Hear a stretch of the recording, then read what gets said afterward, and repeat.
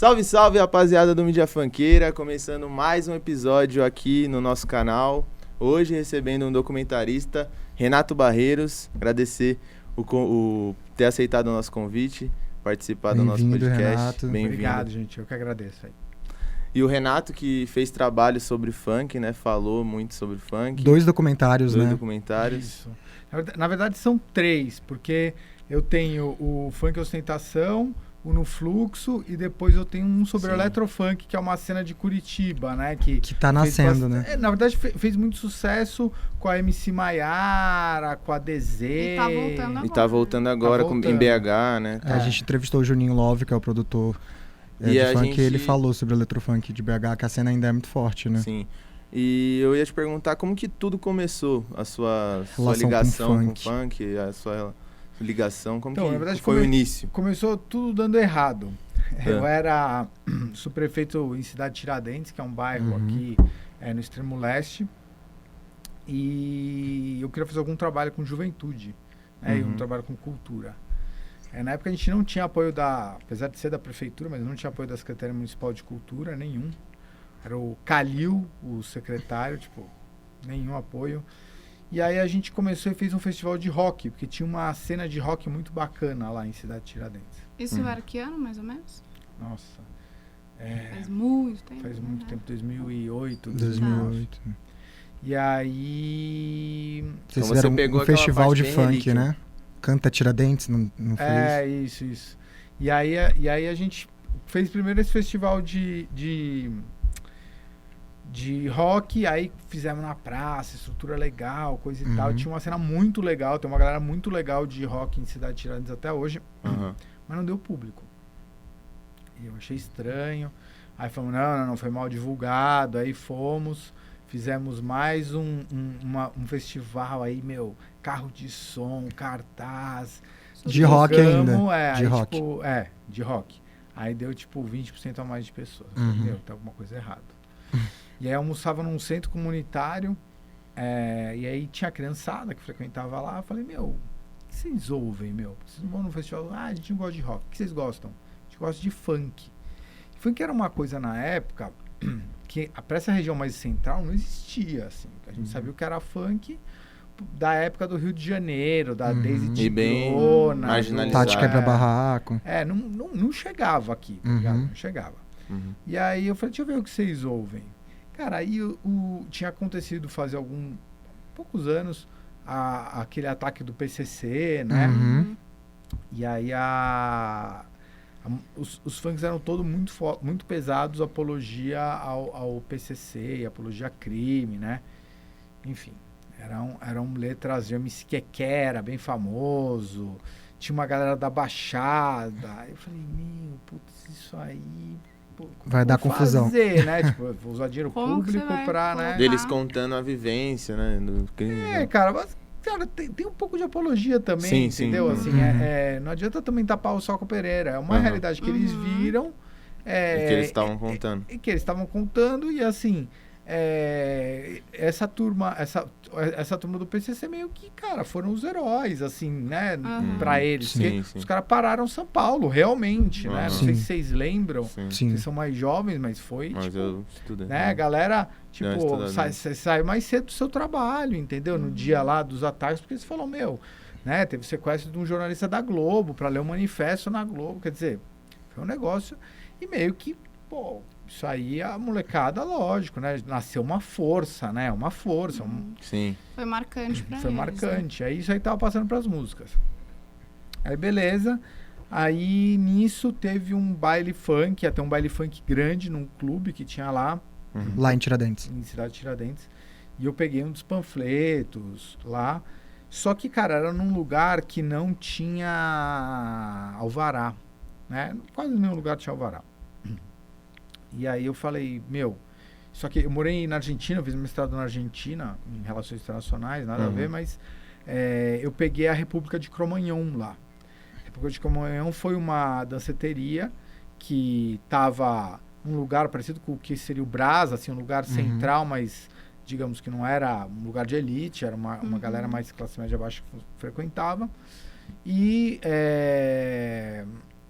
não sei se soltaram fogos, se eu não me engano, não sei o que, pegou fogo, as portas de emergência estavam fechadas e morreram Nossa. 100 jovens, cerca de 100 jovens lá. Uhum. Eu lembro que na porta da minha faculdade, como eles queriam mandar o prefeito embora, porque falavam que foi porque não teve fiscalização, Aham. eles fizeram um Museu Cromagnon.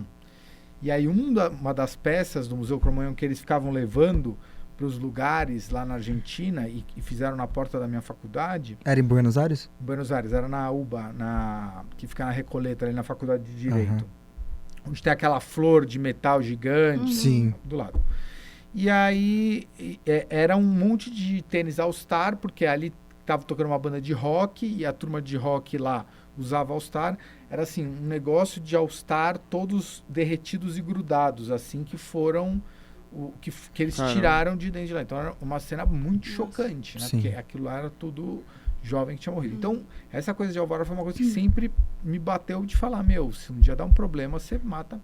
E aí a gente foi lá, conversou com o dono do clube, falou, meu, você não tem alvará, não pode ser, né, tem que ver, tudo certinho, taranã, taranã. Falei, pede pro organizador vir conversar comigo. Aí eu fui lá, Isso aí você como subprefeito. Isso. Aí o organizador foi conversar comigo e falei, olha, cara, não dá pra fazer seu baile, porque não tem alvará. Sei que vocês estão de boa vontade, mas tem que tirar um alvará aqui, porque senão a coisa não pode acontecer. Isso você está correndo um baita de um risco. Se acontecer uma tragédia, acaba com a sua vida e com a minha vida também, porque, né? Porque fora as pessoas que vão morrer. Vão Então, falar assim, que não teve fiscalização também. e você que é organizador, então assim, E aí não já dá para viram- ser assim, não dá para ser assim. Aí ele falou, não, beleza, não vou fazer coisa e tal. Eu falei, meu, é o seguinte, eu fiz um festival de rock e não deu certo, eu queria fazer um festival de funk. Você topa fazer? Topa. Eu falei, só que, cara, é dinheiro público, assim, não existia, não sei se no Brasil, mas em São Paulo não existia nenhuma iniciativa de funk por parte do poder público. Eu falei assim, então... Acho que até hoje. Até é muito hoje, pouco, assim. a gente não Pouco vê que a gente quase já nada. pesquisou. A gente pesquisou Basicamente bastante, a gente zero. não acha. E a gente já conversou também com várias pessoas Sim. que trabalham, que ganharam a vida dentro do funk e falam, né, que Não a tem realidade é apoio que eles de nenhum órgão cresceram com as cultural, próprias pernas, né? E aí eu cheguei pra ele e falei, meu, vamos aí, só que é o seguinte, não pode ter apologia a crime, não pode ter apologia a droga e linguagem Colocou sexual as tem que regras. ser moderada. Uhum. Colocou as regras. Porque, enfim, não ia ter classificação etária, classificação etária então é livre, e aí também não dá pra você colocar uma coisa, né, muito... Uhum. Enfim, aí ele falou, topo. Aí fizemos o primeiro festival de funk lá, que o tema era o Funk Pede Paz, Da hora. e aí eles podiam cantar uma música, se eu não me engano era uma música, acho que eram 3 músicas, duas que eles escolhessem, dentro desses critérios, e uma música que falasse o Funk Pede Paz, alguma coisa assim. Não precisava falar o Funk Pede Paz, era com essa temática. Uhum. Cara, e aí um monte de molecada se inscreveu, assim, um monte. Começaram a divulgar, a molecada se inscrevia, mandava, aí queria saber da letra, aí a gente falava, isso aqui não dá pra você botar. Aí foi indo. E quem ganhou esse festival de funk foi... Foi um festival, tipo uma competição. Foi, cara, Entendi. deram 30 mil pessoas. Nossa, Foi um vocês tiveram negócio que... assim, a gente fez um palco grande, esperava, sei lá, 10. Cara, foi 30 mil pessoas E aí, ao ar de 30 livre. mil, vocês escolheram quantos? Não, de público. Ah, desculpa. de público. De letra, sei lá, apareceram umas 30 pessoas. Aham. E aí, cara, e aí começando pelas letras. De lá saiu, por exemplo, o Bonde TNT, Uhum. que eu não sei se foi no primeiro, porque a gente fez 3, né? A gente fez um num ano, outro no ano, foram os 3 que a gente fez. Uhum. E Bonde TNT, que era aquela molecada do Piripaque do Chaves, sabe? Sei. Eles saíram de lá. Um cara que escreve muita música, ele ficou mais conhecido na periferia, MCBO, saiu de lá. MC Nego Blue, que foi muito famoso também, Sim. saiu de lá. E o vencedor Escutei era... muito Nego Blue já. Nego Blue. Nego Blue Escutei começou muito. de lá, cara. Assim. Eu li que MC Tá também, né? Foi dessa MC época. Tá saiu de lá, mas a MC Tá, ela já começa a tinha fazer outro sucesso rolê. muito depois, assim. Uhum. Muito depois, assim.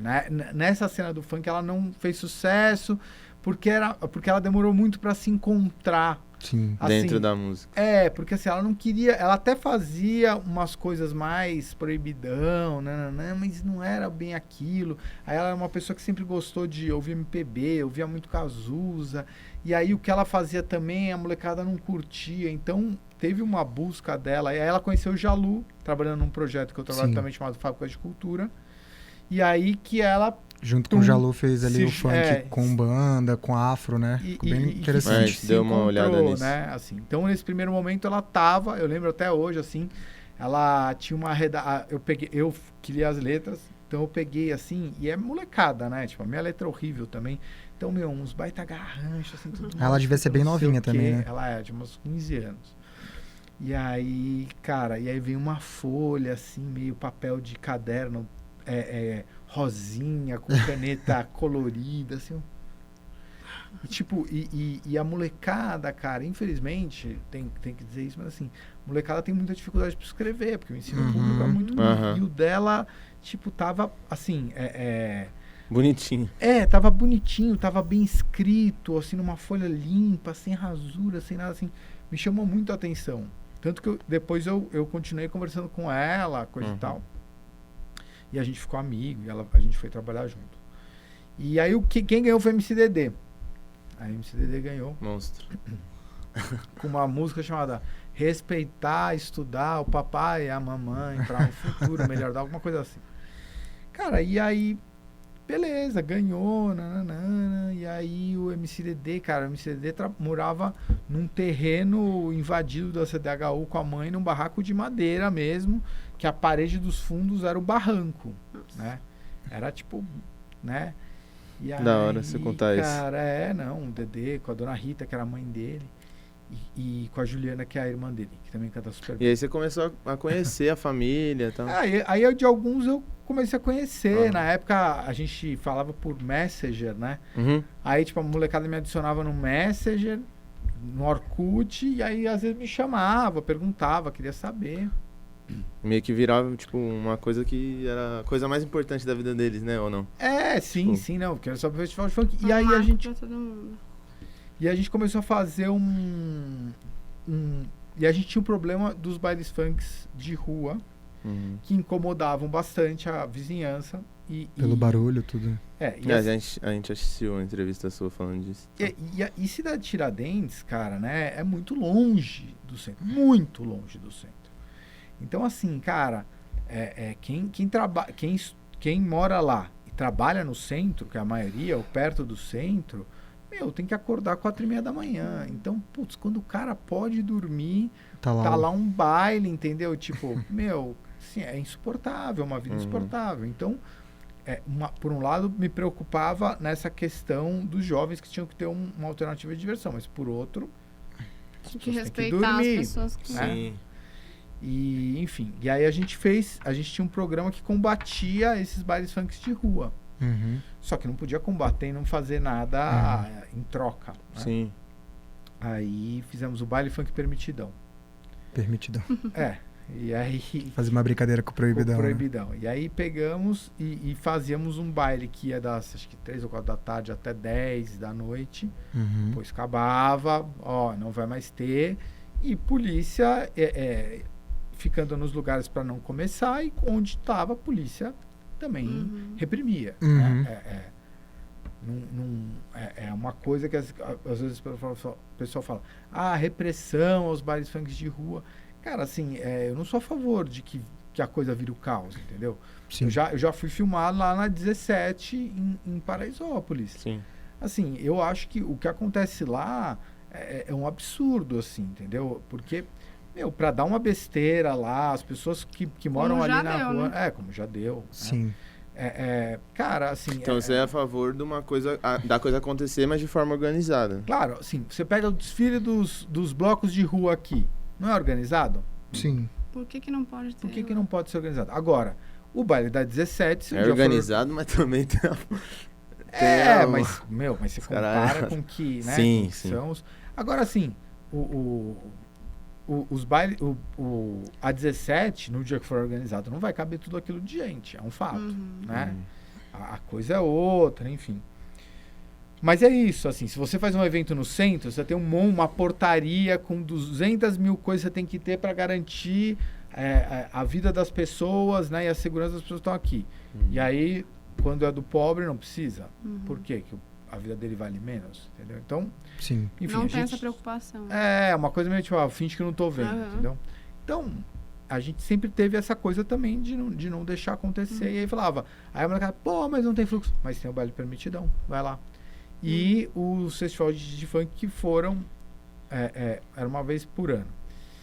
Cara, e aí a gente continuava conversando com a galera, montamos um lugar chamado Estação de Juventude, que tinha curso de DJ de MPC, que era uma coisa super inovadora, que é com o Técio Queiroz, que hoje trabalha comigo também na Fábrica de Cultura. DJ Técio é, tipo, relíquia do funk aqui de São Paulo. Vocês criaram um estúdio, não é? Pra todo e aí mundo. Um estúdio de música. O que acontecia também que a gente percebia, né? Uma coisa que ninguém diz pra gente, só que você percebe. Tinha muito salve pra uma turma que a gente sabia que era traficante, coisa e tal. Por quê? Porque o moleque não tinha dinheiro pra pagar estúdio. Aí o cara ia lá, fulano, pô, me dá 100 aí pra eu gravar. Pum, o cara... Sim. Dava. E aí o moleque feliz, lógico que não era pedido isso, dava salve. Aí a gente falou, não, se a gente fizer um estúdio de graça hoje, esse cara não vai mais pedir dinheiro para ele. Esse cara vai ter um espaço para gravar. E aí fizemos o estúdio lá na Estação de Juventude, curso de MPC e outros cursos. Tinha curso de inglês, enfim, tinha outros cursos também, mas tinha essa vertente funk aí, tinha curso de b-boy. Pra Você ter fez o contato bastante com a música. coisa, né? Você ficou quanto tempo na Dois subprefeitura? anos e meio. 2 anos e meio. E como que foi seu contato com a política? Como começou, assim? Você sempre teve vontade, essa relação? Política, assim? cara, eu com 15 anos de idade fui na sede da UBS, da Uni, ali na Vergueiro, porque eu queria fazer um festival de música no meu colégio. Eu estava no Colégio Nossa Senhora Aparecida, que era um colégio de freira, que é um colégio de freira, e as freiras não deixavam de jeito nenhum.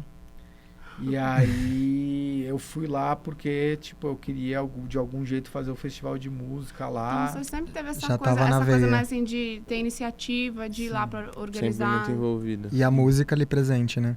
E a música cultura. presente. Aí a gente conseguiu, a gente quis criar um Grêmio lá no colégio. Aí fizemos um festival de música. Aí eu não fiquei tão bem visto no colégio, de colégio. Mas foi legal e foi o aprendizado. E daí eu fui seguindo, fui de centro acadêmico na faculdade. Cara, e aí fui ocupando alguns cargos públicos até que cheguei lá, né? Quem me colocou lá foi o André Matarazzo, por incrível que pareça, porque o André Matarazzo é da família, né? Os Matarazzo fizeram muita coisa na área de cultura, né? O MASP, quer dizer, uma das coisas, né? Foi um grande mecenas, foram grandes mecenas da cultura, se você pegar o modernismo, a influência que teve. E aí um dia eu falei para ele, assim, doutor André, sua família financiou o modernismo, o senhor está ajudando o funk. Né? Foi secretário estadual de cultura depois, ajudou bastante. Então, foi uma pessoa de cabeça aberta. E o prefeito era o Kassab, que era um cara que, eu não sei se ele gostava, mas ele nunca falou nada Aceitava, contra. Tipo, vai, Renatinho. Assinava. Tipo, vai, Renatinho. Ver que ele via que tava dando certo também, que a coisa tava andando. Mas é muito louco ver isso, né? Que, tipo, foi um projeto que salvou muitas vidas, né? Que jogou muita gente pra dentro da música, assim. Cara, oportunidade. assim, na hora que você tá fazendo, tipo, você faz por curtir mesmo, entendeu? Tipo, se eu te falar, eu não gostava de funk, mas como você vai pegando, assim, né, amizade com a molecada, coisa e tal. Você quer fazer o que as pessoas gostam, você né? começava a ver o moleque progredir, né? O Dedê, aí o Dedê tava desempregado, assim, o Dedê, pô, me arranja um trampo. E a subprefeitura ficar dentro de um supermercado. Eu cheguei pro dono do supermercado. Ele com quantos anos isso? Cara, não sei. Mas bem novinho, menos de 15. Não, o Dedê já tinha um pouco mais, tinha uns 17, Entendi. mais velho.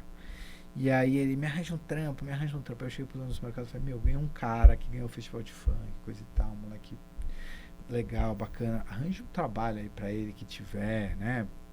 Coloca aí, faz uma entrevista com ele. Aí o Dedê pesava fruta no supermercado. Olha só. Que da hora. Só que o Dedê, ele pesava fruta, mas ele fazia uns bailes. Ele ganhava R$300 por baile.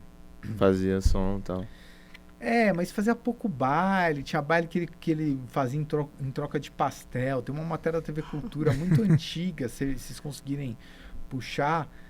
Tem ele falando, nós ganhamos 3 pastel aqui pro baile, né? Assim. Uhum. E hoje ele mora... Já é milionário. Tem uma cobertura aqui, enfim, como é que é o nome? Ali do lado do Tatuapé, Anália Franco. Anália Franco. Mas na época era isso. Aí eu falei, arranja um trampo pro Dedê. E aí o que acontecia? Ele chegava tarde dos bailes e dormia. Né?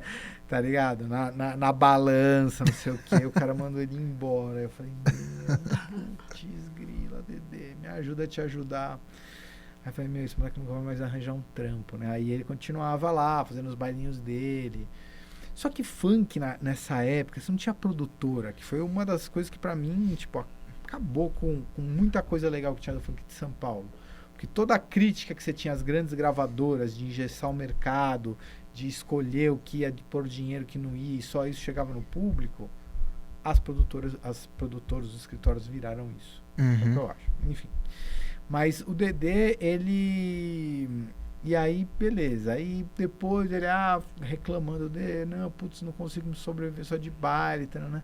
Aí eu não lembro se a esposa dele engravidou. Eu não lembro o que foi, mas eu lembro que abriu um programa lá na subprefeitura que era para jardineiro de praça. Que era uma bolsa, que não chegava a um salário mínimo. E o jardineiro, ele tinha uma praça e ele tinha que todo dia trabalhar, acho que 4 horas, porque era tipo um sistema de bolsa mesmo, não era um emprego. Rastelar lá, limpar a praça, nananana. E eu falei, vou te arranjar um trampo, só que você vai lá e você vai deixar essa praça decente, porque eu vou passar lá todo dia. Pra ver. Né? Então, assim, você vai chegar um pouco tarde, não tem problema, mas... E aí, fizemos lá a seletiva, ele era um menino muito, né, assim, correto e tal, e ele passou, e aí ele... trabalhava. Só que, como era jardineiro, eles trabalhavam com um macacão, se eu não me engano, laranja. E era em frente a uma escola na Avenida dos Metalúrgicos, que era a avenida principal lá. E aí a molecada saía, Dedê, nossa, os fãs Dedê, já, porque né? ele já estava fazendo sucesso na periferia. Na região, lá né? naquela região.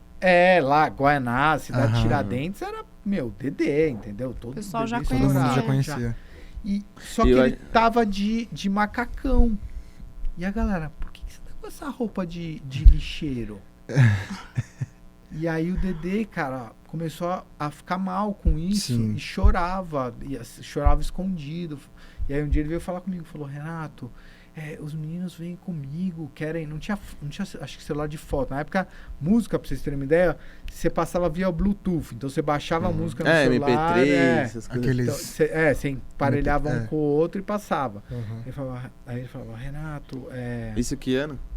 2008, Mais ou menos? 2008, 2009, né? Por aí. Aí ele falava, os moleques vêm aqui, mano, eu tô com esse negócio aqui. Eu falei, mas você tá trabalhando, é uma coisa certa.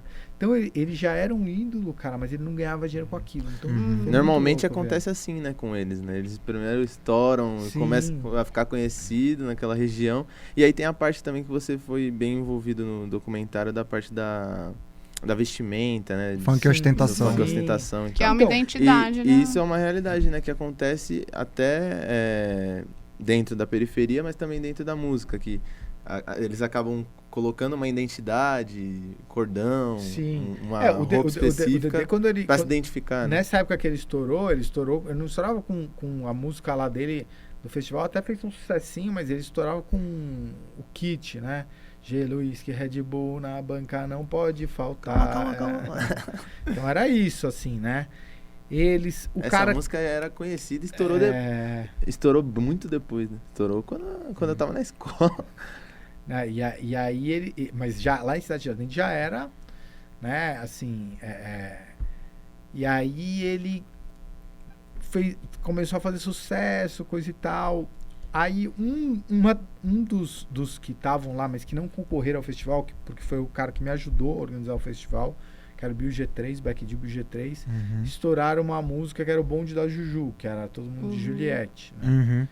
Cara, e na época, assim, era muito louco, porque qualquer um subia a sua música no YouTube, assim. Qualquer um, tipo assim, eu fiz uma música, você ia lá no YouTube, não tinha coisa de monetizar, direitos autorais. Nada, você ia lá, subia no YouTube porque você gostava, porque não é que você monetizava, ninguém sabia esse negócio de monetizar.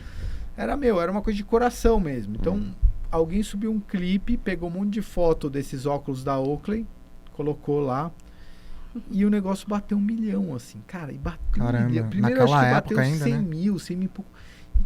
Nossa, 100 mil, cara, né? Tipo, Então, naquela época que o YouTube nem era tão... É, na É, época, assim, não. na época 1 milhão era gigante, e né? aí a gente, e aí, né? Os caras... não, a gente tá começando a fazer uns bares. E aí eu lembro que, quando eu chegava em Cidade Tiradentes, a gente vinha, acho que pela Jaco Pêssego, e tinha uma casa noturna chamada Nação Tantã. E perto de final de semana que a gente passava lá, tinha umas faixas dos MCs que iam tocar lá, que eram todos do Rio. E tinha, às vezes, por exemplo, Furacão 2000, chegava umas carretas gigantescas, assim, né? Mas era tudo do Rio. E um dia eu passei lá, tava lá, porque ele chamava Back de BG3, mas como a música ficou Bonde da Juju, começaram a chamar ele de Bonde da Juju. Aí tinha lá, hoje, sei lá, MC Marcinho, não lembro, Havaianos, né? E Bonde da Juju. Eu falei, cara, a primeira vez que eu vejo um MC de funk nessas faixas, né? Sim. Anunciando. E Você viu o começo, né? Você viu o começo e aí começou eu falei pros caras, vocês estão? Ele, não, nós estamos fazendo show, nanana. E aí foi que a coisa começou a estourar, começou a crescer muito. Sempre, aí, por exemplo, o Dedê, cara, o Dedê tinha, sei lá, 18 perfis no Orkut, tá ligado? Aí era muito louco, porque pra você divulgar uma música sua, você fazia lá o link no YouTube, ou nem era você, tinha uns moleques que fazia, o Naldinho, se eu não me engano, era um. Tinha uma molecada que já tava meio fazendo isso, mas que fazia isso sem grana, assim, não tinha monetização, né? Ou eles não faziam. E aí eles...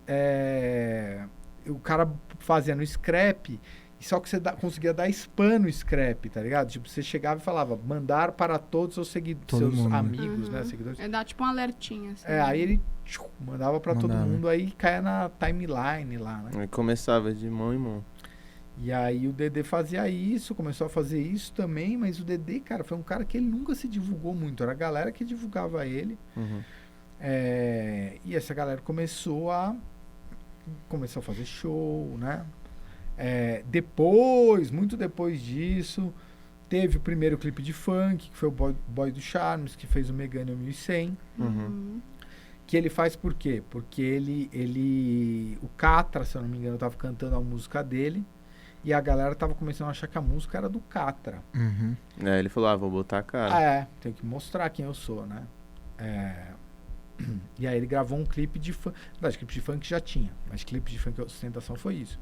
Que aí foi a sacada do Condzilla, que, né? Por que o Condzilla, não sei o quê? Sim. Porque o Condzilla fez o que ninguém. E aí, como que é esse seu encontro com o Conrad pra fazer o documentário, que é Funk Ostentação, que é depois que você sai da subprefeira, né? Porque a gente sabe, né, que você fez com a Conde, né?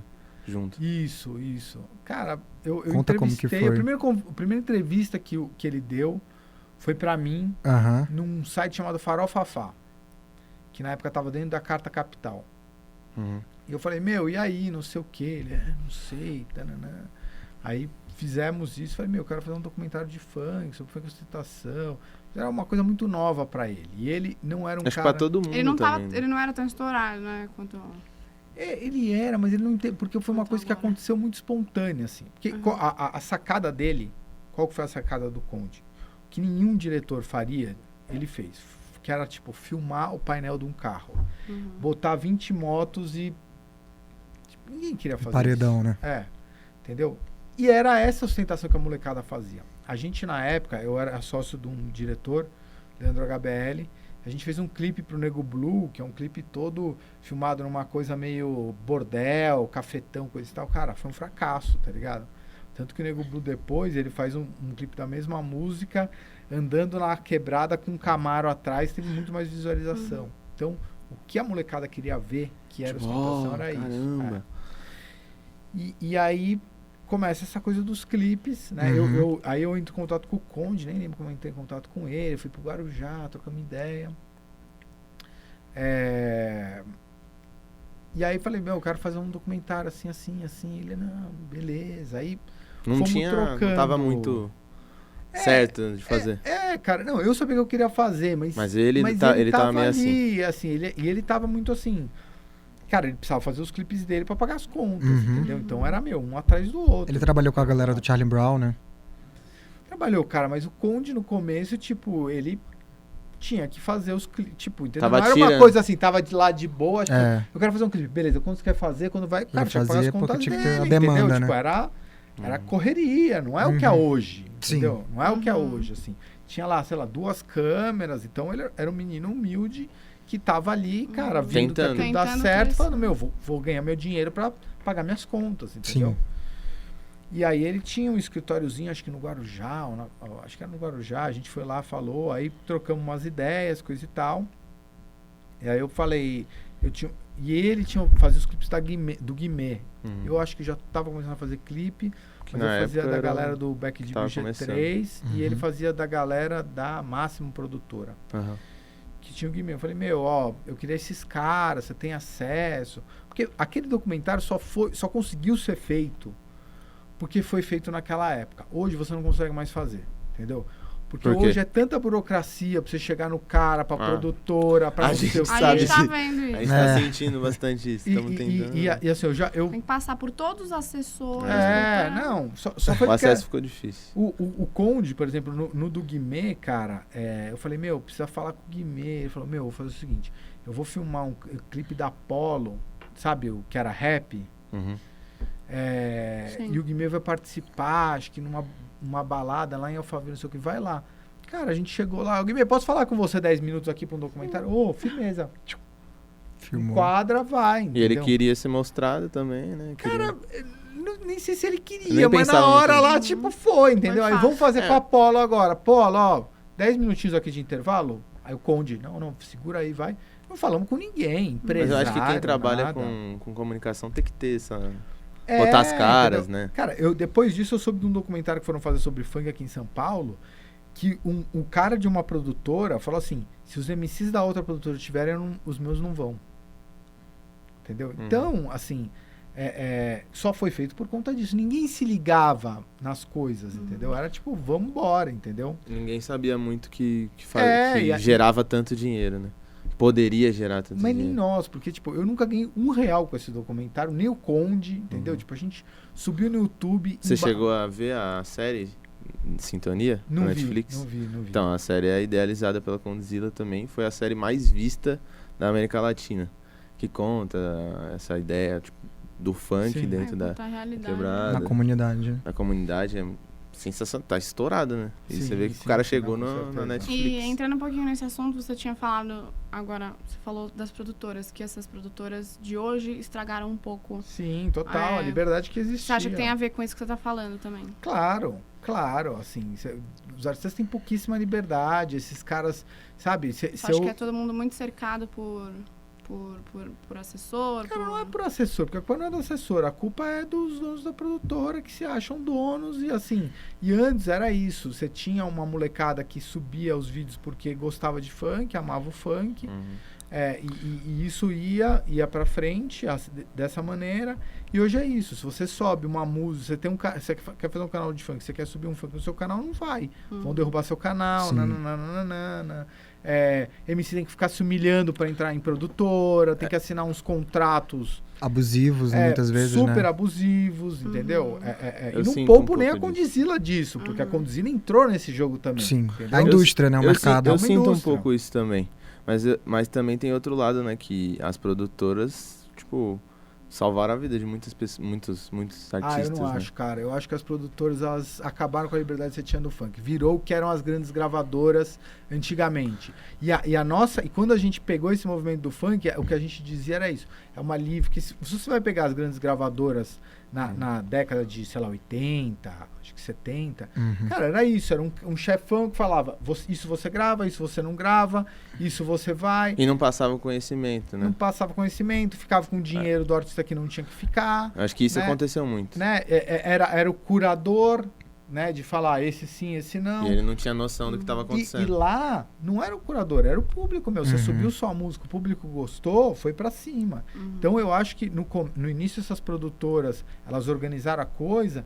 mas depois elas puxaram, tem casos eu não tenho como provar, então não posso falar de quem, mas de um cara que era dono de produtora, que as principais casas de show de São Paulo, o cara fechou pra ele, ó, MC meu só toca aqui, se só tocar MC da minha produtora. E aí?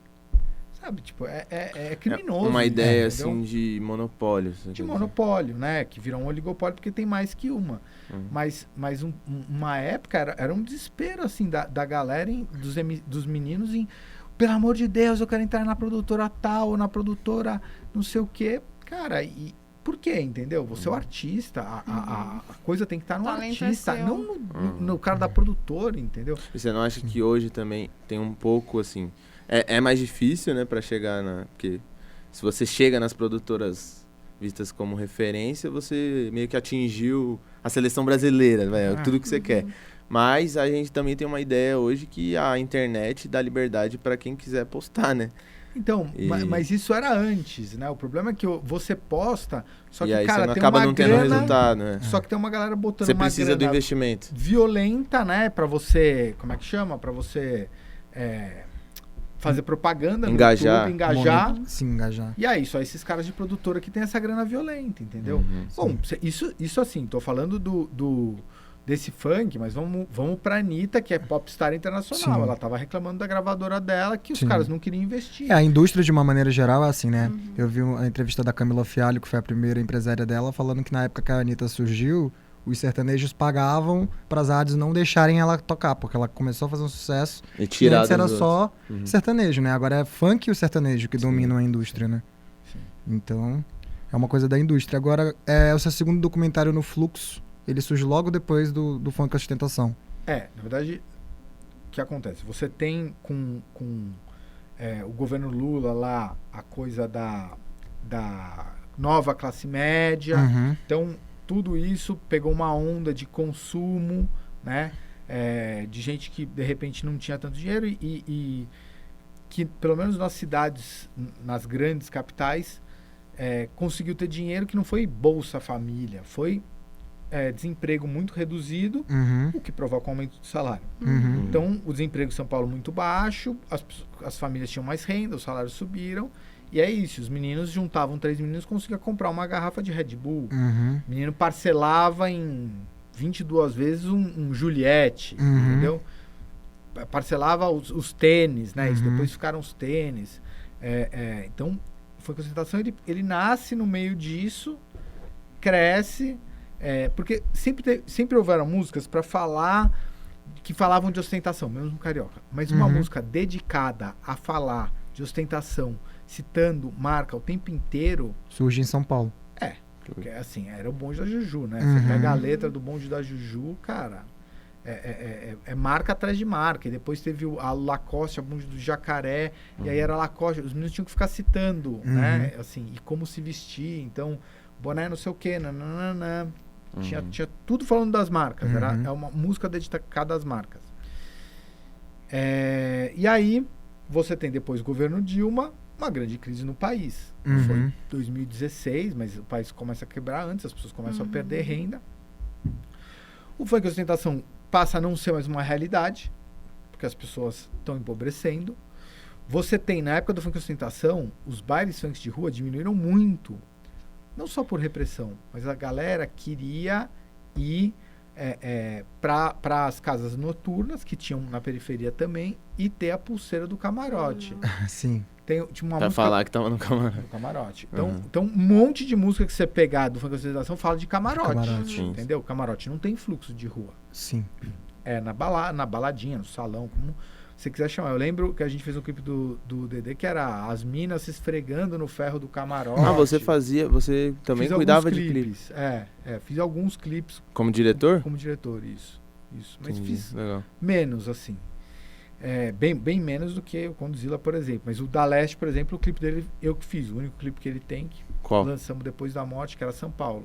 Porra. Que a música dele que é pra mim uma das músicas mais incríveis, assim, né? Que já vem o lance do consciente, né? Do funk consciente. Cara, é uma crônica, assim, porque ele fala, é uma música de ostentação, e aí ele fala, claro que é São Paulo, capital das notas de 100. Nossa, não fazia ideia que você tinha feito. Não, cara, foi uma loucura fazer esse clipe do Da Leste aí. Um marco, né? Na história, eu acho.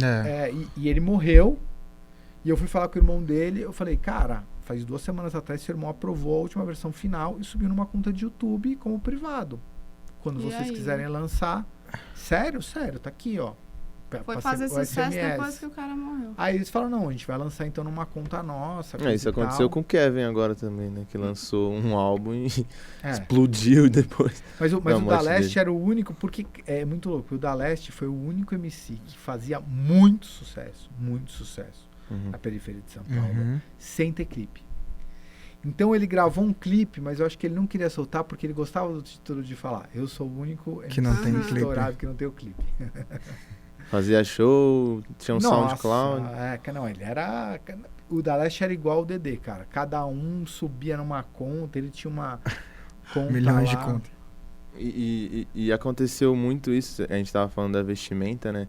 Uma coisa que eu vejo, assim, é que a criançada, o povo da favela, antes via muito como o cara que conseguiu o poder aquisitivo Sim. no traficante. E do nada eles partiram a ver MC de funk, que o MC tava conseguindo. Pô, eu quero chegar ali, Passou porque a o ser cara exemplo, né? passou a ser exemplo. Inspiração. O Condzilla uma vez fez uma palestra logo no começo nas fábricas de cultura lá, a gente chamou ele, lá a gente sempre teve essa coisa de trazer essa galera. Uhum. E aí eu falei, e aí, meu, como é que foi? Ele falou, eu acho que a galera se decepcionou. Por quê? Porque uma das perguntas da galera foi, e os carros dos clipes são seus? Aí ele falou, não. Aí a galera, Eu tinha certeza que era Assim. seu. tipo, putz, que decepção. Eu falei, Uhum. sério? Ele falou, sério, a galera achava que os carros eram meus. E você tá acompanhando um pouco do momento, assim, ou Cara, mais? não acompanho mais. Não acompanho Não. mais funk. Eu tô fazendo outras coisas da minha vida, faço... Quais trabalhando são os no poder. projetos que você tá Putz, seguindo cara, hoje, eu atualmente? trabalho nas fábricas de cultura, cara. Fizemos, sei lá, o mês dos Beatles na fábrica de cultura. Legal. Fizemos agora os 45 anos de Elvis Presley, né? Você tá sempre envolvido com a música. Sempre envolvido. sempre envolvido. Fizemos agora a Semana André Matos, tipo, né? Que Esses projetos que você faz, que você está envolvido, hoje vocês têm algum apoio Sim, de sim. algum órgão? Tem? Tem do governo do estado. A fábrica de Entendi. cultura é um projeto do governo do estado. E quando você fez ali Os documentários foram funk, dinheiro meu e Tudo a independente. ajuda de amigos, Os dois independente. Tem participação do Conde? No Não, Fluxo só- também? Só o Funk Ostentação. Funk Ostentação. E aí tava falando do Mas No você sentiu Fluxo. falta, né? É. Desse apoio. Cara, não senti falta, porque ele tava em outra, assim. Mas, Porque nunca tem, geralmente. né? Nunca é, mas ele tava em outra, enfim, cada um foi por um caminho. A gente fazia clipe de funk, mas não era muito a nossa, assim, Uhum. entendeu? E aí acabaram dando certo. Ele sempre quis ter uma produtora de funk, de agência MC, a gente nunca Uhum. quis saber disso. E aí o fluxo foi isso. E aí Uhum. o funk ostentação começa a não virar mais uma realidade da turma. Né? Aliás, do funk ostentação, esse ano, se eu não me engano, fazem 10 anos que o Guimê estourou o Plaquete 100. Plaquete Uhum. 100. Um marco, Que foi o marco, que né? foi a passagem do funk ostentação da periferia para a classe alta E começou a- grande mídia. Então começou a ir para Globo, Uhum. começou a ir para todas as grandes Isso que eu ia emissoras. te perguntar. salto, eu ia tocar né? nesse assunto. Como que você vê a participação do funk dentro da grande mídia, assim? Como que você avalia? Num contexto geral, assim. Cara, assim, é difícil também pra grande mídia, porque assim, você tem uma grande adesão ao funk. Eu acho funk assim, você tem uma grande adesão. Por que o funk perde do sertanejo? Porque você tem uma grande adesão ao funk, mas você tem uma enorme rejeição. Uhum. Então você coloca funk, você vai ter muita gente que gosta de ouvir, mas você tem uma galera que vai falar assim, pelo amor de Deus, desliga isso que eu não quero E ouvir. por que você acha que existe essa rejeição? Porque uma coisa que é clara é que existe a vertente que fala palavrão, putaria, mas existem também outras vertentes e como em qualquer ritmo, né? Como, tipo, no rock que fala palavrão, que, sabe? Com aquela Cara, sexualização. O preconceito, também né? tem, mas também existe a parte da poesia pra quem quer ver, né? E aí como que você vê essa, cara, tipo, mas assim, o essa que entrada? o povo ouve no sertanejo? Música de amor, sofrência. Uhum. Isso não tem no funk. Isso se atinge um número maior de pessoas, Sim. né? Sim. E se você for pensar essa turma, né? Quer dizer, isso é um dos projetos que eu queria até fazer sobre brega. Mas se você for pegar essa turma do sertanejo, você fala, é o sertanejo, nananana. Mas quem que fazia sucesso na década de 70? assim, o Caetano fazia pra uma elite, Gilberto Gil, né? Era um Assim, público quem, bem- quem vendia disco? Amado Batista, Sim. entendeu? José Augusto, o Dair José. O Dair E o que José. esses caras falavam? Sofrência, amor, música melódica. Uhum. Então hoje é meio isso que ainda É mais as pessoas comercial. ouvem, né? Não sei se comercial, mas é o que as pessoas ouvem, né? Uhum. E aí você entra mais em todas as faixas. Na televisão, as pessoas têm realmente medo, assim, de que são de produção, de falar, meu, coloca o funk, cai 2 pontos no meu Ibope, entendeu? Entendi. Que a Rola dona de isso, casa vai ver e falar, não, pô, isso é meu filho, entendeu? Ou não gosta da batida. Você que já trabalhou muito em, tipo, dentro da TV, você sente isso? Sim, e não é mentira, não é mentira da galera da TV, porque TV aberta, cara, hoje em dia é tudo nichado. TV aberta é uma das coisas que não pode ser nichada, tem que ser pra todo mundo. Sim. Quando você fala uma coisa que tem que ser pra todo mundo, é a coisa mais difícil do mundo. Você chegou a acompanhar conhecer o Kevinho? Não, já não era da minha época. Então, o Kevinho, ele é um autor de uma música que foi uma das músicas mais visualizadas na história da música brasileira, que Olha a Explosão. A gente até conversou, Ah, sim, conversei com ele, mas não era, foi bem depois. da Conde e tal, chegou a bater 1 bilhão, e ele foi um cara que tentou quebrar isso, tipo, de trazer um funk Mais Sim, pop, né? mais Pop, muito melody. mais pop. E aí também estourou. Mas por outro lado, a gente tem hoje o MC Hariel, que é um cara que ele assume a bandeira do funk mesmo, do funk consciente, não sei se você ficou sabendo da parte da acusação num grupo de MCs. Teve um grupo de MCs que foi acusado de associação ao tráfico. E aí depois ocorreu uma investigação e foi provado que, tipo, nenhum dos MCs tinha relação ou qualquer coisa. Tipo, Envolvimento. pegaram material tecnológico, revistaram toda a casa, fizeram um auê. E aí uma crítica que a gente fez, né? Eu trabalho na mídia, trabalho na grande mídia também, mas uma crítica que a gente fez é que a grande mídia ela tratou de um jeito a notícia da investigação Mas depois, quando e saiu depois o não resultado, deu a notícia do resultado. Bem comum, né? Cara, mas posso falar, eu tenho uma coisa muito louca, assim. A gente começou a filmar alguma coisa de funk da Baixada, mas não foi pra frente uma coisa de documentário, e eu conversei com uma galera. Eu tinha um empresário que era um cara muito inteligente da Baixada Santista, inclusive. Que ele era da época do funk proibidão lá da Baixada, MC Barriga, Dinho do Marapé. Dinho do Marapé? Acho que era. Não, era Dinho da VP. Mas enfim, Você era essa galera. Você conheceu bastante, né? O Raiz. Primo, que foi assassinado. O Duda do Marapé, desculpa. Duda do Marapé, que foi assassinado. Neguinho do Dinho Cacheta, da você VP. chegou a pegar, não? Sim, ele estourou nessa época também. Ainda tá hoje. E aí o que ele fazia? Na época do funk proibidão, ele fazia assim, coletânea, PCC, CV, porque não tinha internet ainda, era CD pirata. PCC, CV e soltava nos caras que vendiam CD pirata, tá ligado? Aí ele falava assim, você sabe quando que minhas músicas estouravam? Quando o Datena falava, MC envolvido! Com tráfico. Aí todo mundo ia ver. Não sei o que lá. Aí a galera... gostam de- Aí ele falava, esse aí. Então, cara, existe uma coisa no funk proibidão que ela é uma coisa meio fictícia também, entendeu? Tanto que o Bin Laden, que fez muito sucesso, e tá no Fluxo, no documentário no Fluxo, eu falava que ele Você conversou com ele? Conversei. No Fluxo, uma das entrevistas é com ele, no começo da carreira, que eu falava que ele fez o neoproibidão. Porque eles pegavam, era o Al-Qaeda, era o Bin Laden, né? Era os terroristas. Fazia todo esse teatro, né? Essa imagem. É um teatro, né? É uma coisa fictícia, como se você falasse, sei lá, do Senhor dos Anéis, É que nem entendeu? os rappers americanos com a coisa do pimp, né? Do cafetão, que já vira uma coisa teatral, né? Porque Snoop Dogg. arte, música e cultura é isso. Não é você descrever a Acho que realidade. esse Você é o pode descrever ponto, a realidade, mas é você também Tem ter essa como fantasia, como o né? PCC naquela época dos ataques virou meio PCC. Os caras são foda, os caras são não sei o que. A molecada ia lá, música disso, porque era um mito que se criou. E o Bin Laden era isso, falava da Al-Qaeda. Ele foi até proibido de entrar nos Estados Unidos, né? Por causa do nome. Entendeu? Que era E MC assim, Bin Laden.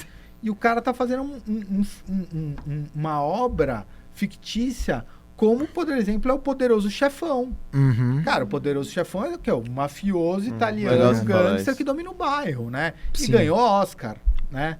Então tem muito disso de você criar esse imaginário, A lenda né? urbana, né? Mas você acredita também que, tipo, muitas vezes as pessoas não se abrem pra ouvir ou não param pra... vou tentar ouvir, pelo menos, pra ver se realmente tem alguma poesia ali, se eu gosto da letra,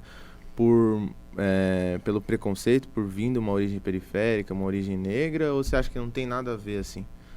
Tipo... Não, você tem preconceito contra o funk, isso é um fato. Uhum. Isso é um fato. Assim. Você vai ver o que as secretarias de cultura em geral fazem com o funk é nada vezes nada. É. Né? Você tem um preconceito.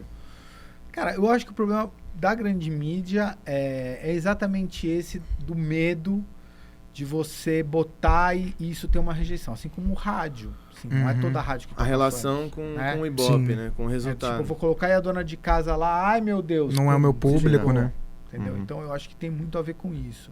Essa busca por fazer uma coisa pra todo mundo é uma coisa muito difícil e que você Mas também tem que- aumentou, né? Um pouco as oportunidades. A gente viu até no Big Brother Brasil, alguns artistas. Então, o Big Brother, pô, é o programa Sim. que mais dá audiência na TV brasileira, né? Sim. Então, 30 pontos. Tiveram oportunidades. Então, mas aí você fala do funk, que, assim, tudo isso. Só que na época, por exemplo, do funk ostentação, cara, essa galera fazia Faustão, entendeu? Uhum. Então teve uma época que o funk ostentação fez grande O MC mídia. Guimê cantou na Copa, né? Entendeu? Tipo assim, não era menor, entendeu? Uhum. Clipe com Neymar. As coisas entendeu? começaram aí, né? É que hoje, aí o que aconteceu? Aí nessa época do No Fluxo, você teve o passinho do Romano, Uhum. dominou, Bombou. música de ostentação não ia, e você teve muito funk putaria, Fases. que era o Pedrinho, o Livinho. Sim. Cara, aí não adianta, porque nenhuma emissora vai colocar Sim, isso encontrei aí. a novinha no grau, sabe o que é lá, que é o cara ouve da emissora e fala, pelo amor de Deus, tira isso. Aí faz a versão... E muitos, que permite, muitos né? também pegaram carona, né? Porque acabaram fazendo putaria, estouraram e hoje não fazem mais não fazem e continuam mais. estourando. Mas né? nessa época, que era o DJ Pereira, que foi o grande maestro disso, assim, Sim. um cara talentosíssimo também, da Você Zona Norte de você já São trabalhou Paulo. com ele? Já Não, ele conviveu? fala no Fluxo. Legal. E aí fiz umas coisas com ele, mas nunca trabalhei diretamente, mas já conversei muito com ele. Mas é um cara muito inteligente. Ele que estourou, né? Assim, você tem a ostentação caindo. Ele é o cara que seleciona Pedrinho, Livinho, uns outros que eu não vou lembrar o nome agora. Uhum. E aí traz pro Rodrigo da GR6. Uhum. E o Rodrigo da GR6 era empresário. E esses caras estouram, que não dependiam em nada do Rodrigo. O Rodrigo tinha um contrato assinado. Por isso que eu digo das produtoras, né?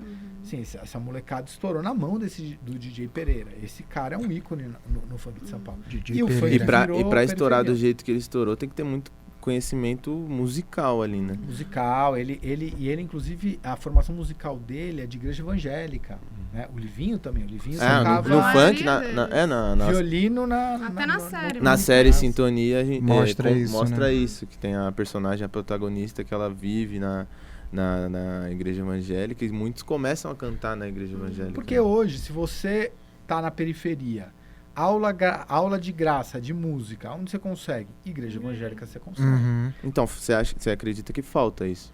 Os Aula- projetos sociais dentro da periferia? Aumentou bastante, né? Antes você tinha 0, hoje você tem vários Alguns. núcleos, tanto da prefeitura como do governo do estado, o Faculdade de Uhum. Cultura é um deles, que você vai lá e se inscreve de graça, você tem informação.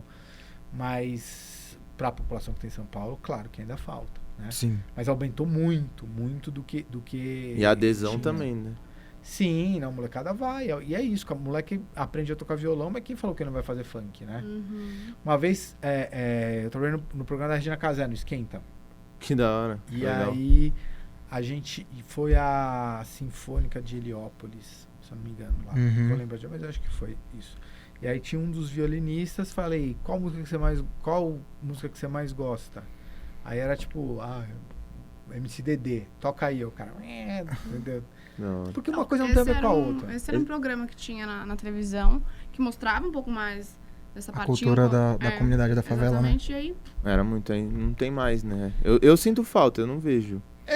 Esse era um programa que Sim, tinha sim, muito isso. Que E descobriu saíram- a Ludmilla, né? Que era MC Ludmilla, Beyoncé. Mumuzinho, que Sim. diversos artistas ali começaram. A TV aberta tá muito conservadora hoje em dia, tem isso, entendeu? Como tá perdendo muito dinheiro por conta das outras mídias, quer dizer, publicidade, antes você tinha TV aberta, hoje você faz publicidade no Instagram, no Facebook, as grandes agências hoje investem muito em rede social. Então tá perdendo dinheiro. Então também o cara quer ficar conservador, porque o cara fala, não posso errar aqui também, entendeu? Mas então ficou muito conservadora. Em ovos, né? Tipo assim, pra não... assim, o passinho do Romano apareceu na Altas Horas, com o Serginho Groisman. Que dá uma quebrada nisso é o Mion, né?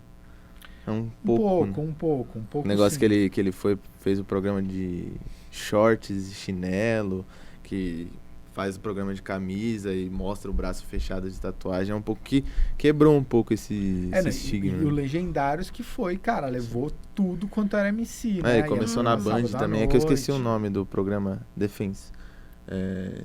Sem Limite, alguma coisa assim, que ele fazia tipo um J-Caz lá, que era desafio, fazia tudo ao vivo, tudo ao vivo. Você falou que tinha um outro documentário também sobre funk, você falou que eram 3.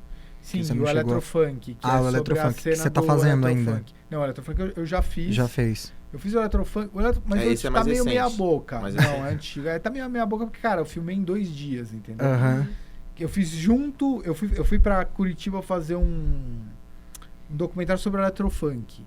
E aí eu comecei a ir nas festas de som automotivo. Eu falei, não, cara, não dá pra ser a mesma coisa. Aí eu lancei 2. Filmei em, 2 dias e lancei 2 documentários. Um sobre o Eletrofunk e outro sobre som automotivo no Paraná, cara, que é um fenômeno gigantesco também. Mas aí não é uma coisa só de funk. Você tem a coisa dos caras pegarem, sei lá, os grandes hits sertanejos e colocar em eletrônico, né? Cara, que é uma coisa muito louca, porque o piseiro em São Paulo, você vai na festa da galera mais playboyzada, o piseiro toca, mas toca em ritmo eletrônico. Né? Então é um negócio muito louco, porque piseiro é som de vaquejada, de festa de vaquejada. Mais interior, assim, agora e agora virou. João Gomes. Mas o piseiro, se a gente puxar, onde que ele começa a estourar? Mano Walter. Sim. Né? Com aquele negócio como é que era? Do boné, do chapéu, não abro mão. Foi a primeira música que deu uma... Né? E depois essa turma foi ganhando. Mas era música de festa de vaquejada do Nordeste. E hoje você vai em festa de faculdade, do Mackenzie, da PUC, e toca, mas toca em ritmo eletrônico normalmente. Sim. Uma coisa que eu ia tocar no assunto também, que você comentou sobre o DJ Pereira, né? E a gente conversou com a DJ Palamaldi aqui, que é uma menina, uma DJ... de rave funk. De rave funk, que ganhou muito o mercado das próprias festas universitárias. E ela conta que ela começou, hoje ela já tá estouradinha, já tá envolvida no meio, com um número bem legal, bateu uma música de 1 milhão, né? E ela conta sobre você começar no funk sozinha, né? Em casa,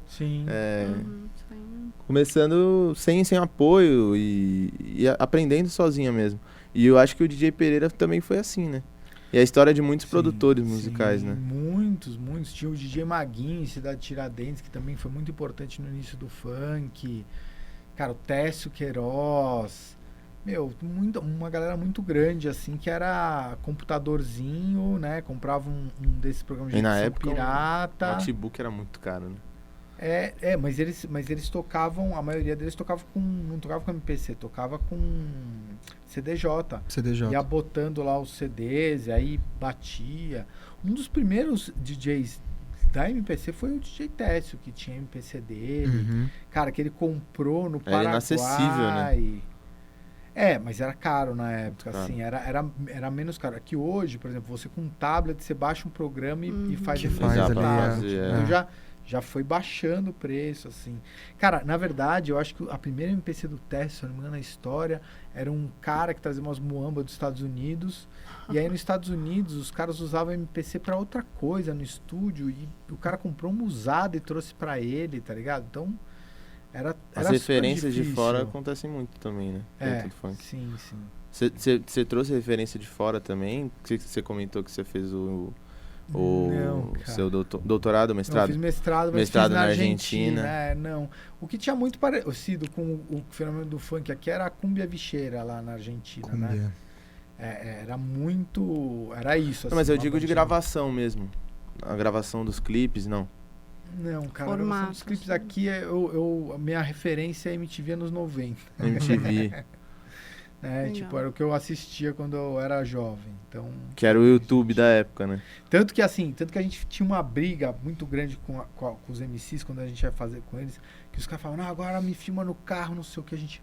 Não, tem que ter uma história, entendeu? Tipo, Aham. você- Um enredo e um tal. enredo. E os caras, não, mano, me filma no carro aqui, depois me filma com as minas, me filma na piscina. Não. Cadê o arco? O que você acha do ponto também que muitas vezes ocorre uma objetificação da mulher, assim, agora diminuiu, mas na época tinha bastante, né? O que você acha desse assunto, assim? Cara, eu acho assim, funk é música de adolescente. Uhum. Tá? A maioria, quem vai ouvir é adolescente, coisa e tal. Então, o sexo é tratado de uma maneira adolescente, que é uma maneira que não é madura. Então é isso, é o cara lá falando, vou meter a piroca, não sei o que. Quem fala isso? Adolescente, gente. Aham. Adulto não. É por isso que eu acho que muitas vezes adulto não vê, porque, tipo, putz, que babaquice, entendeu? Então eu acho que toda a relação do funk, assim, mesmo do funk ostentação, porque assim, você tem a objetificação da mulher, mas você tinha uma coisa na época também, que eu falava que eu achava uma pressão pra cima dos meninos, que era assim, o cara tem que ter o Camaro, o cara tem que estar de Juliette, o cara não sei o que, senão essa música do Nego Blue pode chamar que elas vêm de captiva ou de 1100, então quer dizer, putz, se você não tiver captiva ou 1100, elas não vai não comprar. vêm, Chama amigão, atenção. entendeu? Então tinha uma coisa também do cara, ou o cara, né, é um cara que tem grana e ostenta coisa e tal, as meninas não vêm, então... cara, mas eu acho tudo isso muito adolescente. Eu acho que o funk, normalmente, é música de adolescente. Quem ouve é adolescente. Então, o sexo é uma coisa tratada de maneira não madura. Mas você não sente que agora, tipo, já foi evoluindo? Ou a qualidade... A gente tem as grandes produtoras, Warner, Sony, entrando dentro do meio e tal, investindo, fazendo clipes caríssimos. Mas tudo bem, mas assim... mas diminuiu essa coisa cara, da mulher. mas- Eu citei mais por conta do passado, Cara, né? mais ou menos, se você pegar como é que é o nome do Pedro Sampaio... Uhum.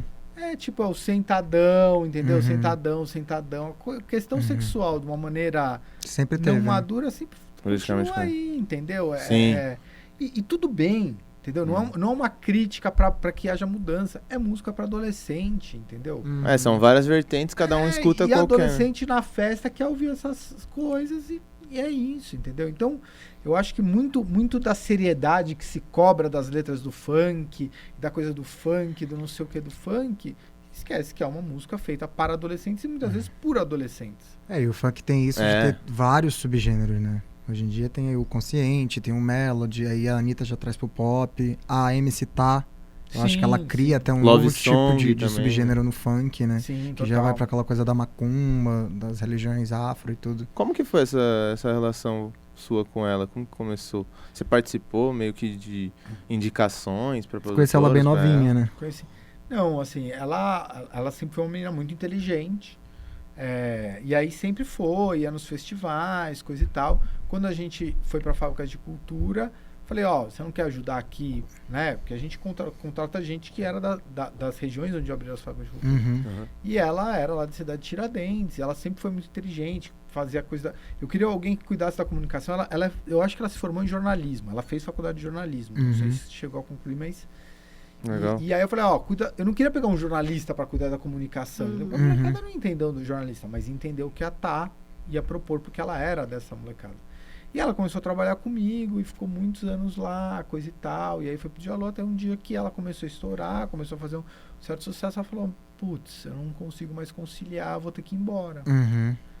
E é isso, e aí voou, né? A parte feliz, uma parte feliz que a gente vê das coisas da vida é isso, é quando você vê alguém que O trabalhou artista. com você Fazendo anos, sucesso. voa, tipo, eu vou sozinho. O Jalu, ele veio de Belém do Pará para trabalhar num dos estúdios da Fábrica de Cultura. Olha que trabalhou na legal. Vila Curuçá, então ele Aí não tem produzia preço, lá. né? Umas coisas E assim. de repente um dia ele falou, não consigo mais. Falei, pô, é uma tristeza e uma felicidade. Eles se conheceram né? lá, então, na Fábrica de Cultura? Eles se conheceram lá. Ah, Esses que trabalhos, interessante. você tocava, você falou que você não conseguiu rentabilizar nada, né? Dinheiro. Dos documentários, eu nunca nem procurei. Nunca Cara, não, porque assim, Patrocínio. porque eu sempre, porque eu não ia viver disso. Eu sempre tive Aham. outro trabalho. Então, isso que eu ia perguntar, como que você conciliava É. trazer o pão pra casa e Sim, conseguir fazer porque essas coisas que você Uma época gostava? eu trabalhei na Fábrica de Cultura, outra época eu tive produtora de vídeo que fazia outra coisa. A gente teve uma série na TV Cultura chamada Reis da Rua, que eram perfis de pessoas famosas na comunidade, mas que não tinham feito eram famosos no público em geral. Tava na subprefeitura uma época. Então, assim, sempre trabalhei com outras coisas. Então, até para fazer um documentário que refletisse o que eu queria aqui, pensamento, entendeu? E por isso que eu digo que Hoje tá disponível? Tá disponível? Pra os- assistir, quem quiser assistir? no YouTube sem monetização, entendeu? Ou no Vimeo, que não tem monetização. No Vimeo, eu acho que eu vi entendeu? no Vimeo. Tipo assim, No vai lá, Flux. se você quer subir na sua conta, suba na sua conta, entendeu? Funk e ostentação. Tá liberado. Eu nunca fiz. Eu escrevi, cara, eu acho que só em festival gringo, porque eu queria tentar exibir lá fora, mas aqui, tipo, você não quer ganhar o prêmio do Tudo Verdade? Não, porque eu tenho que deixar isso numa sala de cinema e a molecada, que é quem faz funk, não vai ver. Não vai ver, né? Não E tem o povo lá acesso, né? fora fica meio assim, nossa, que coisa diferente, né? A música da favela, a música do Rio de Janeiro. E a gente no YouTube, quando subimos o Funk Ostentação, cara, tipo, também foi um dos primeiros, tinha assim, 3 links que tinham quase 1 milhão de visualizações. Foi uma coisa. Olha só. E a gente escreveu Funk Ostentação. Mas não é O possível que você filme. nunca pensou em Mas tentar tirar um dinheiro Cara, disso. É uma outra época, né? Era uma outra época, entendeu? Sério? Era uma outra época. 1 Ninguém milhão? pensava nisso. 2013, né? 1 milhão é muita coisa na época, né? Muita coisa, mas era isso. E o legal era aquilo tá sendo visto, tá ligado? Uhum. Porque começou a sair Chegar matéria nas na pessoas, imprensa e começava a sair uns negócios tudo torto. Aí Uhum. falou, tem que contar essa história direito, Uhum. entendeu? É porque a gente vê também muita coisa, muita cobertura que conta sobre histórias. O menino que saiu da favela e hoje conquistou e tá rico, né? Mas eu acho que às vezes eles não querem muito ser colocados meio que como só um produto, assim, sabe? De que deu certo e que... Beleza, mas eles que querem que conte a história, né? Mais a fundo deles. E isso acontece muito na grande mídia, né? Mas é isso, assim, na época não tinha essa consciência nem se pensava, tava começando com essa coisa de monetização, você queria que as pessoas realmente vissem. E aí, você vê, o filme tá escrito Funk Ostentação, o filme, porque a molecada ficava, legal a matéria, a gente, não, galera. É uma matéria, é um filme. Fizemos um filme sobre funk, entendeu? E você pensa no futuro fazer algum projeto sobre cultura periférica, Cara, eu música? comecei a filmar um documentário que eu parei porque meu filho nasceu e, enfim, aí complicou tudo, chamado Juventude, Cultura e Fé, que é um documentário sobre música gospel na periferia de São Paulo. Olha que legal. Legal. Tá gravando? Não, eu comecei e parei, mas eu quero Quer um dia continuar? retomar, entendeu? Que é uma outra força gigantesca, que tem menos expressão na grande mídia do que o funk, que tem menos expressão nas Uma coisa rádios que não Você é vai curtir olhada se você também, vier né? assistir a série lá. do É, sintonia. tem muito assim disso, muito mesmo. E é muito ligado, essa coisa que a galera fica separando evangélico de funkeiro, cara, é um erro, né? Porque, assim, jogador de futebol ouve funk, ouve Louvor. né, Tem o mais hino é relação louvor. do que as pessoas Sim, pensam, muito né? mais, né? Muito mais. E você que é uma pessoa que continua trabalhando com cultura, tá envolvida nesse ramo, o que você observa, o que você sente um pouquinho, assim, hoje do mercado? Você acha que o funk continua injetando muito dinheiro na indústria? Você falou do gospel também, o que mais que traz que tá movimentando esse mercado hoje? Acho que funk, gospel, piseiro, mas eu acho que tem uma ceninha surgindo na K-pop. K-pop você ainda não tem. Acho que tem duas coisas que são promessas aí. Uma é K-pop. Assim, você tem um movimento nas periferias Sério? de K-pop gigantesco. Nossa, isso eu não Muita sabia. criança, né? Mas adolescente também. Sério? Não eles fazem uns sabia eventos que Conheço assim, várias crianças que adoram. a galera sobe em cima do K-pop. palco e faz a coreografia, e aí, cara, você tem 200 jovens fazendo a coreografia do K-pop junto, na periferia, tipo Cidade Tiradentes, Sapopemba, Itaim Paulista, você tem uma cena forte de K-pop, só que ainda são todos com as músicas lá de fora, você ainda não tem uma banda de K-pop nacional, Verdade. que eu acho que é uma sacada que ainda ninguém viu. Ó, fica aí, ó. Fica a dica. Não, Fica a mas dica. isso é verdade mesmo. Você sente muito isso, essa presença nas crianças, nos adolescentes, tem muito. E milhões de visualizações, Sim, né? sim. Festivais. Eu lotados. levei meu filho no Anime Friends, que é um Sim. festival Meu irmão que tem ia. aqui. Vários palcos de K-pop da galera lá. Então é uma coisa que. É uma cultura asiática, né? Mas uma hora isso aí vai misturar com o Globaliza, Brasil, né? né? É. Isso é uma coisa. A outra coisa é trap, que tem uma semente pequena ainda na periferia, Uhum. né? Você acha? Acho que já tá gigante já. Acho que já tá gigante. Cara, mas Eu fui num festival agora, no Sena, que é um... mas foi no centro ainda, entendeu? Ah, você diz tá falando de na âmbito periferia. nacional? Eu digo assim, porque assim, você juntou todo mundo que gosta no AMB, certo? Uhum. Eu quero ver uma balada em Itaquera dedicada ao trap. Ah, entendi. Entendeu? Ou uma balada no Capão Redondo dedicada ao Eu trap no sinto final de semana. eu sinto essa falta também. Eu acho que todo mundo sai da periferia, sai de lá, canta a vivência da periferia, mas quando é uma coisa grande e que envolve bastante estrutura, tá realmente no centro. Então, porque ainda não foi, entendeu? Não foi. Tem uma coisa que eu não sei se vai muito pra frente, que você tem um grande número de imigrantes latinos aqui no Brasil, boliviano, peruano, que tem uma ceninha de reggaeton aí nessa comunidade. Nem sei se existe, mas há uns anos atrás, até antes da pandemia, a gente chegou a filmar um clipe de uns meninos na Feira da Cantuta lá, que eram bolivianos, cantando reggaeton. Não sei o que vira isso, se vai virar, não vai, mas existe uma cena também disso. Mas eu acho que esses dois, K-pop é uma coisa já gigante. Tem muito público. Muito público. E é isso, a grande mídia também ignora completamente, né? Quase tudo. Dessa parte ainda. Mas tem uma coisa grande desses adolescentes. E o trap ainda tem uma cena que tá no seu tamanho que ele vai, mas... É que veio dos Estados Unidos, né? Sim. E hoje já tá uma realidade. A Recaide, não sei se eu vou falar. Recaide Mob é o grupo. Tem aquela coisa de gangue, né? De gangue, assim. Eu conheço o MC Caveirinha. Sim. O MC Caveirinha cantava na Fábrica de Cultura também. Sério? Sério. Como que foi Vila assim? Curuçá. Porque o irmão dele tá estourado também, que chama Ele o Kai também. Black. Os dois Ele estão... também. Cara, porque todo final de Caveirinha semana foi primeiro quem ainda, né? canta são os jovens da periferia, da comunidade, entendeu? É um centro cultural que é dedicado a esses jovens da comunidade. Então, sábado e domingo tem todo sábado e domingo Então tem você evento, viu o com Caveirinha moleque. desde pivetinho. Mas não chamava assim a atenção, entendeu?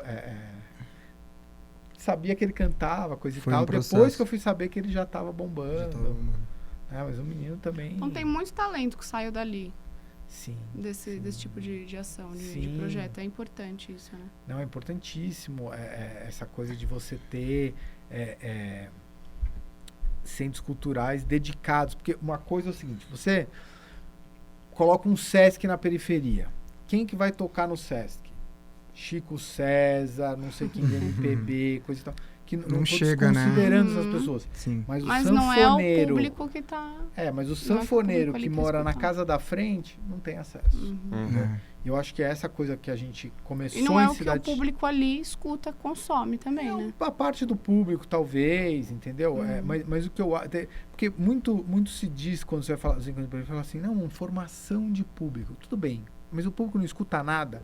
O Hermano Viana, que é um dos meus mentores aí, que eu super admiro ele, ele falou que uma vez, tem uma entrevista dele, ele dá super pouca entrevista, mas tem uma entrevista dele, se eu não me engano, no Estadão, que é genial. Que ele disse que foram fazer um mapa cultural dos morros, né, das favelas lá do Rio de Janeiro. E aí diz que você tinha lá o mapa cultural e tal favela, tipo, não tem nada, não tem um centro cultural. Aí ele fala, não tem cultura? Não tem uma igreja onde tem música gospel, não tem um baile funk, não tem uma roda de samba, né? Então eu acho que tem isso está caindo, está quebrando, mas existe uma coisa de uma coisa mais elitizada dessa galera que sempre foi de secretaria de cultura, que só enxerga como cultura aquilo que quer ver como cultura. E uma coisa que a gente está vivendo agora também é a época de eleições, né? A presença dos políticos, a presença dos candidatos dentro da favela, a gente vê muito nessa época, né? Sim. E quando tá fora de época de eleição, a gente não vê tanto, né? Então eu acho que falta também iniciativa, como a que você teve, né? Sim, eu acho como que assim, funciona essa parte de subprefeituras? na Essa divisão de verdade, tarefas, assim. Quem faz... Depois que eu fiz... Isso era a gestão Kassab, né? Você tinha caneta para agir? Sim. Podia fazer, limitado, mas podia fazer, né? Mas logo depois, na gestão do Haddad, teve com o Netinho de Paula, Sei. que era secretário de Igualdade Racial, teve uma iniciativa também de funk.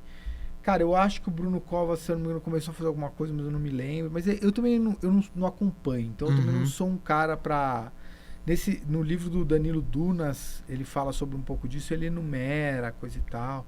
Não é uma coisa que eu fique acompanhando políticas públicas, coisa e tal, né? Eu meio que faço ali o que dá pra fazer na mão, assim. Não sou um cara muito da teoria, sou um cara mais do que dá pra gente fazer, como é que a gente faz, né? Então, mas eu acho que é isso, assim. Eu acho que essa coisa dos fluxos,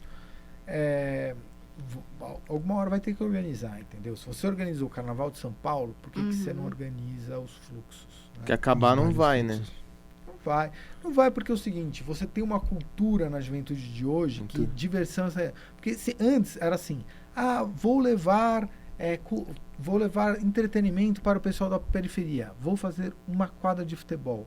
Tudo bem, mas o menino quer sair à noite agora. O menino quer ir para balada. Não é só o menino do centro expandido, né, dos bairros aí, que a galera tem mais dinheiro, que quer sair à noite. O menino do bairro pobre, ele tem a cultura de sair à noite. Como é que a gente faz com isso? Vamos pegar os CDCs? Ele precisa também. Não sei. Alguma coisa em algum momento vai ser pensado, né? E como que você acha que poderia ser o início disso?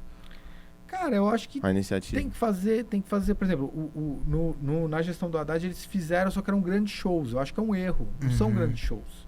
Festival. São coisas menorzinhas, entendeu? Para você fazer na comunidade, que reúnam no máximo 3.000 pessoas. Então você não vai fazer você tem que fazer vários, porque, né, senão concentra. Não dá para você jogar a quantidade de gente no bairro da 17, né? Quer dizer, então todo mundo vai ter que ter uma sua comunidade, lógico que pode ter uma, né? Mas não dá para você jogar uma massa tão grande de gente num lugar só, porque não comporta. Né? Então, cara... É complicado, né? É difícil, é muita coisa para pensar, né? Mas você tem o poder público para fazer isso, né? As prefeituras para...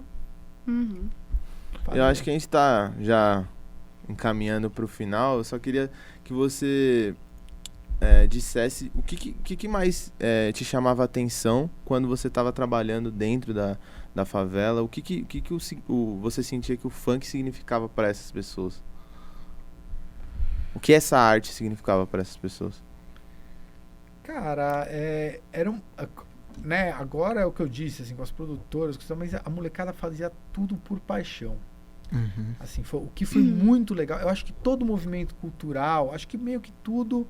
Depois o dinheiro acaba estragando, assim. Sim. Mas na hora que você tá vendo a coisa nascer, assim, todo mundo por paixão, desde o menino que tá subindo a música sem monetizar e procurando foto para fazer um style clipezinho, legal, né? Um clipezinho da música com fotinho que ele baixo da internet, até o menino que é DJ e produtor que não cobra nada, ou cobra uma merreca e trabalha de outra coisa. Eu acho que ver as pessoas fazendo alguma coisa por paixão e não por dinheiro é uma coisa que é muito bacana, assim, muito bacana. Não que hoje as pessoas não possam gostar do funk, mas eu acho que aquela paixão inicial que você tinha dessa galera e o sonho que você tinha dessa galera, né? De nunca, imagina, essa galera do Funk Ostentação nunca achou que ia chegar onde chegou, né? Mas fazia por paixão, fazia para cantar ali. O sonho era ser como... Era a galera do bairro conhecer, né? Poder ali no baile. Então isso é uma coisa que cara, foi um baita privilégio poder viver isso. Eu não vou viver outra vez, infelizmente, porque você pegar um movimento cultural desse nascendo é uma coisa muito difícil de acontecer. Sim. Né? Você se sente privilegiado. Ah, sim. Eu acho que é a mesma coisa da galera que viu o sertanejo universitário nascendo, sei lá, com Michel Teló e com, sei lá, uma dupla, Jorge Mateus, né, em Itumbiara, viu aquilo, E cara. hoje vê o patamar que chegou. Mas hoje é outra coisa, né? Que nem o funk, Mas vê outra que eles coisa. cresceram, né, com essas pessoas. Sim. Mas hoje que vê aquilo no começo, o cara tocando nas festinhas. Então, e era por amor, e era sem dinheiro, então eles faziam só pela paixão mesmo, então, e com as próprias pernas, né? E com as próprias pernas. Só precisavam da oportunidade, e muitos acabaram conseguindo se tornar gigantes. Sim, famosos e muitos sonhos realizados. E muitos deles que não chegaram lá tiveram um momento legal na vida. Putz, eu acho que isso é legal. É o que eu digo isso, assim. Mesmo hoje, por exemplo, nas fábricas de cultura lá, assim, todo artista vai ser famoso? Não, mas o menino viveu uma adolescência legal, que ele tem a banda dele, que ele vai se apresentar, ou que ele MC de funk, dia tal, nossa, é o dia que eu vou estar lá, e aí tem o cartaz, que vai estar na minha escola e minha foto tá no cartaz. Ele saiu meus amigos vão me ver, entendeu? Então, cara, é uma coisa muito...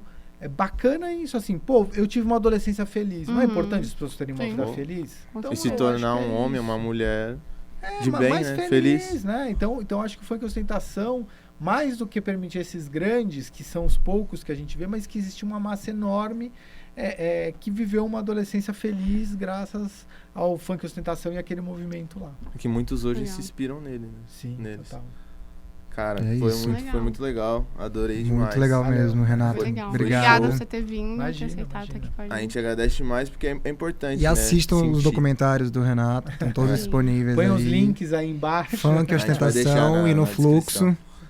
Mas é muito legal saber dessa vivência, dessa essência, porque a ideia do nosso trabalho é justamente essa, mostrar o quanto o funk é rico, a cultura é rica. E tem o que ter funk, um investimento, né? O funk hoje impacta na indústria cultural brasileira fortemente. E hoje esses caras aí estão gerando emprego, né? Sim. Certeza, então, isso é uma muito roda. louco. É muito legal ouvir essa parte de quem viveu mesmo. Renato, brigadão. A gente vai ficando por aqui. A gente vai deixar aqui o link dos documentários do Renato. Assistam. Nosso @ do Instagram aqui para vocês seguirem também a gente lá no Instagram, para quem viu só o podcast aqui no YouTube. Então não deixa de seguir a gente lá, assistam os outros episódios. E é isso, a gente vai ficando por aqui. Até o próximo episódio e tamo junto.